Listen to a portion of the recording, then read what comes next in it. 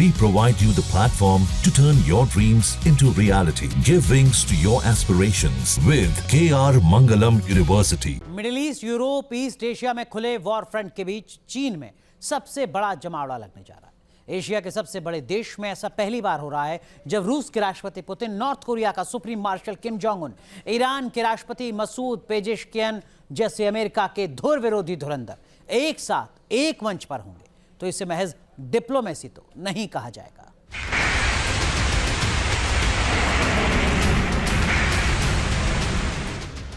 रूस ने चीन, ईरान और उत्तर कोरिया के साथ मिलकर अमेरिका के खिलाफ नया गठबंधन बनाया। इसे अमेरिका के लिए द्वितीय विश्व युद्ध के बाद सबसे बड़ा खतरा बताया जा रहा है। अमेरिका के ये सभी दुश्मन परमाणु शक्ति संपन्न हैं। इस गठबंधन में ईरान भी शामिल है। इसे नाटो देश एक्सिस ऑफ अनहेबल कहते हैं, यानी उथल पुथल की धुरी, जिसमें ईरान के साथ तीन न्यूक्लियर संपन्न देशों का जमावड़ा है।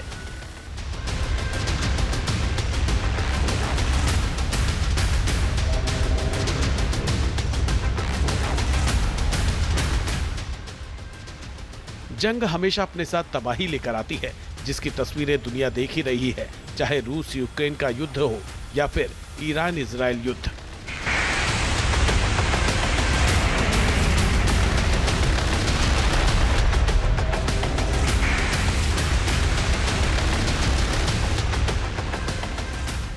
बर्बादी का मंजर हर तरफ मौजूद है। भले ही ये कितना भी विनाशकारी है, लेकिन सच है कि पूरी दुनिया जंग में शामिल हो रही है। जिस तरह से इजराइल ईरान युद्ध को लेकर फिर से हालात बनते जा रहे हैं, उसे देखकर ऐसा लग रहा है कि दुनिया तीसरे विश्व युद्ध के मुहाने पर खड़ी है।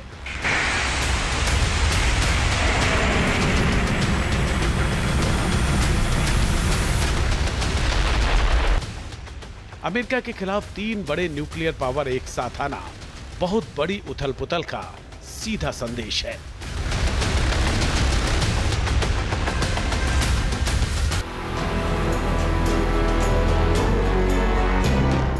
ये दुनिया के सबसे बड़े सैन्य संगठन नाटो बनाम एंटी नाटो का खेल नहीं, बल्कि एंटी अमेरिका ब्लॉक का सबसे विस्फोटक मोर्चा इसलिए है क्योंकि इसमें शामिल लगभग सभी देश परमाणु शक्ति संपन्न हैं।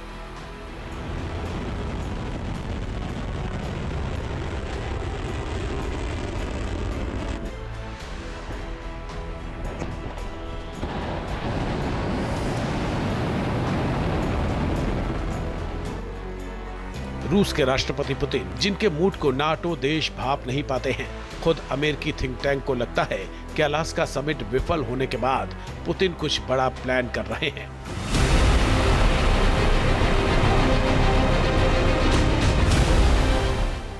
किम जोंग उन, जिनके बारे में पश्चिमी देशों को आशंका है, वो रूस की मदद से 7वें परीक्षण की तैयारी कर चुका है। कभी भी कोरियाई प्रायद्वीप में धमाका कर सकता है।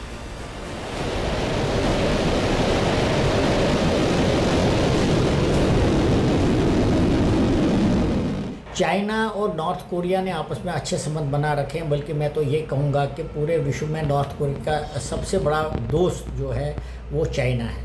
और जब से रशिया और चाइना आपस में दोस्त बन गए, मित्र बन गए, तब से रशिया भी नॉर्थ कोरिया का एक काफ़ी अच्छा मित्र बना है। नॉर्थ कोरिया रशिया और चाइना का एक बहुत मजबूत एक्सिस बन गया है ईस्ट में। और कोई भी देश, पर्टिकुलरली खासकर अमेरिका जो आजकल जिस प्रकार से चल रहा है, मुझे नहीं लगता है कि नॉर्थ कोरिया इस एक्सिस से किसी भी समय दूर होगा।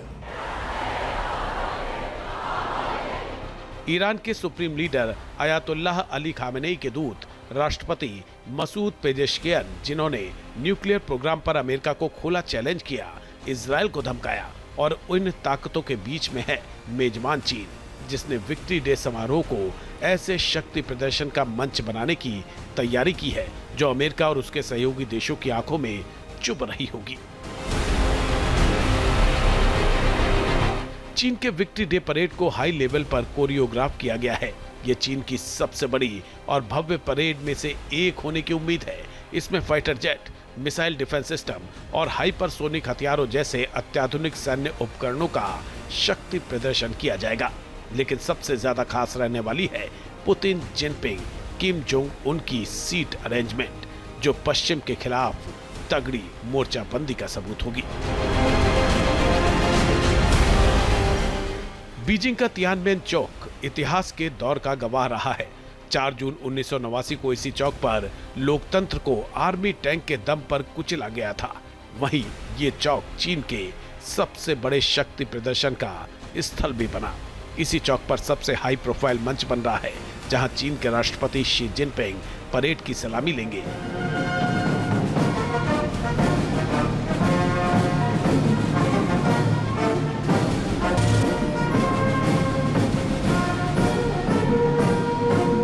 वो सेंटर स्टेज पर होंगे।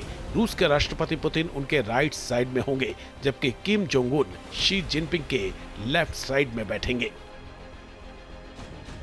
आपको बता दें, 2019 के बाद किम जोंग उन की ये चीन की पहली यात्रा होगी।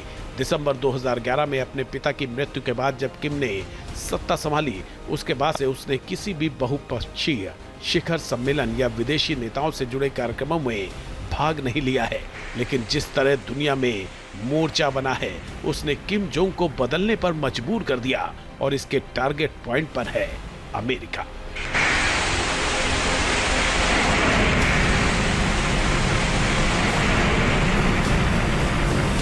दुनिया का जो फोकस है वो यूरोप से एशिया की तरफ आएगा। उनका पिवट हो, जो उनके जो स्ट्रेटजिक इंटरेस्ट थे अमेरिका के, जो उनका फोकल पॉइंट यूरोप होता था, वो आकर अब एशिया में आ जाएंगे, जिस वजह से दूरियां बढ़ेंगी एशियन स्टेट्स, एशिया खासकर रशिया, चाइना, और अगर इंडिया भी उनको ज्वाइन करता है तो मैं मानता हूं कि एशियन पावर्स और अमेरिका और उनके एलाइज जो हैं उनके बीच में ये दूरियां बढ़ती जाएगी और दूसरे टाइप का, दूसरे प्रकार का एक शीत युद्ध शुरू हो जाएगा।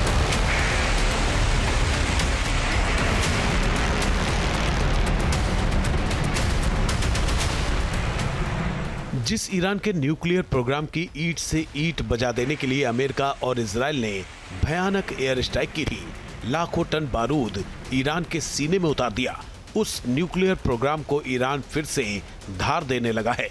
अमेरिका, इजराइल के साथ साथ वैश्विक एजेंसीज को ईरान खुलेआम चैलेंज कर रहा है और धमका रहा है कि वो झुकेगा नहीं।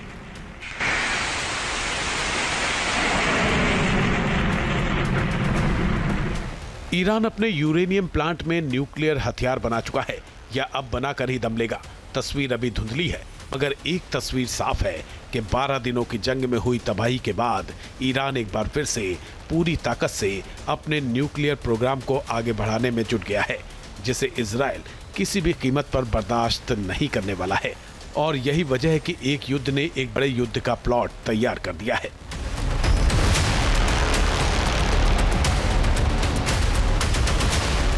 मैक्सोर टेक्नोलॉजी की ओर से जारी फोर्डो यूरेनियम एनरिचमेंट साइट की लेटेस्ट तस्वीरों से ये पता चलता है कि फोर्डो में फिर से बड़े पैमाने पर निर्माण शुरू हो गया है। इसमें बताया गया कि ऑपरेशन मिडनाइट हैमर में हुए नुकसान को ईरान फिर से बना रहा है। एनरिचमेंट एरिया में एक नई सड़क, क्रेन और ड्रिल मशीनों को ट्रैक किया। सबूत ही काफी है ये बताने के लिए फोर्डो का जो किला महाशक्तियों के निशाने पर है, वो ईरान के लिए सबसे अहम है। ईरान किसी भी कीमत पर इसे अभेद्य रखना चाहता है। अब सवाल है कि आखिर फोर्डो में ऐसा क्या है। अमेरिका फोर्सेस के joint chief of staff general Dan can का कहना है कि अमेरिका के पास पक्के इंटेल हैं कि ईरान यहाँ न्यूक्लियर हथियार बनाकर रखे हुए है।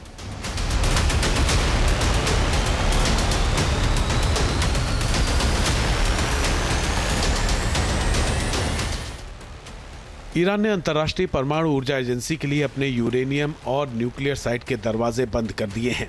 अब IAEA इंस्पेक्टर ईरान के किसी भी यूरेनियम प्लांट और एनरिचमेंट साइट पर तब तक एंट्री नहीं कर पाएंगे जब तक तेहरान से मंजूरी न मिल जाए। इसके अलावा अमेरिका, इजराइल और इसके सहयोगी देशों के लिए दूसरा झटका ये है कि ईरान NPT यानी परमाणु अप्रसार संधि से भी बाहर निकलने की तैयारी कर रहा है। मतलब ईरान अपने न्यूक्लियर प्रोग्राम से हर वैश्विक निगरानी को खत्म कर फ्री हैंड होना चाहता है और इसमें सबसे बड़ा मंच होने वाला है चीन, जहां अमेरिका के खिलाफ तीन न्यूक्लियर स्टेट एक साथ नजर आएंगी। 1945 में अमेरिका ने जापान पर परमाणु बम से हमला किया था। इसका असर पीढ़ियों ने देखा। 80,000 लोग चंद मिनटों में मारे गए थे। इनमें से कई लोग तो जहां थे वहीं भाप बन गए। उस साल के आखिर तक रेडिएशन की वजह से 1,40,000 लोगों की मौत हुई थी। तब दुनिया ने परमाणु युद्ध की त्रासदी देखी थी। मगर उसके बाद कितने परमाणु बम दुनिया में आ चुके हैं, ये आप देखिए। सिप्री की 2023 की रिपोर्ट के मुताबिक एंटी अमेरिकी खेमे में रूस के पास 5,977 बम हो सकते हैं, परमाणु बम, जबकि चीन के पास 350 और उसके सहयोगी नॉर्थ कोरिया के साथ 20 या उससे ज्यादा परमाणु हथियार है। इसी तरह अमेरिका के पास 5,428, नाटो देश ब्रिटेन के पास 225 और फ्रांस के पास 290 परमाणु हथियार है। इसीलिए नाटो के जवाब में चीन, रूस, नॉर्थ कोरिया के गठबंधन को सबसे विस्फोटक मोर्चा कहा जाता है।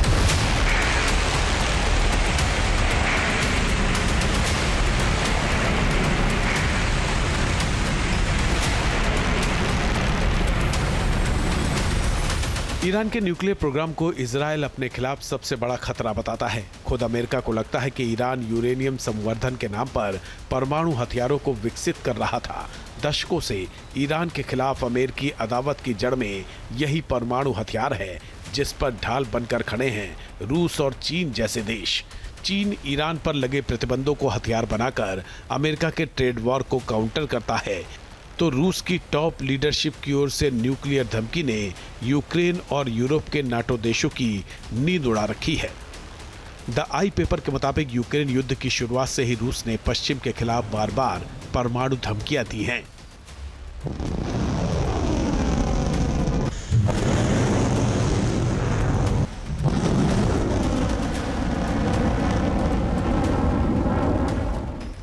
हमले की आशंका के बढ़ते डर के चलते एस्टोनिया, लातविया और लिथुआनिया के साथ ही साथ पोलैंड और फिनलैंड ने घोषणा की है कि वो रूस के साथ अपनी सीमा सुरक्षा को मजबूत करने के लिए एक ऐतिहासिक बारूदी सुरंग संधि से हट रहे हैं।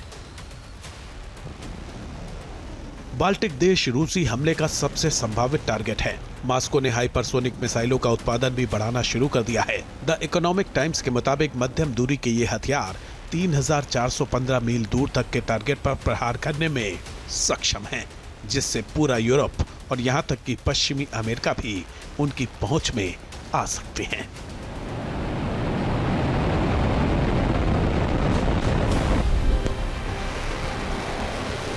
अलास्का समिट के बाद भी यूक्रेन युद्ध के थमने के आसार दूर दूर तक नजर नहीं आते और जैसे जैसे युद्ध फैलता जा रहा है, कीव पर रूस ने ताजा हमले शुरू कर दिए।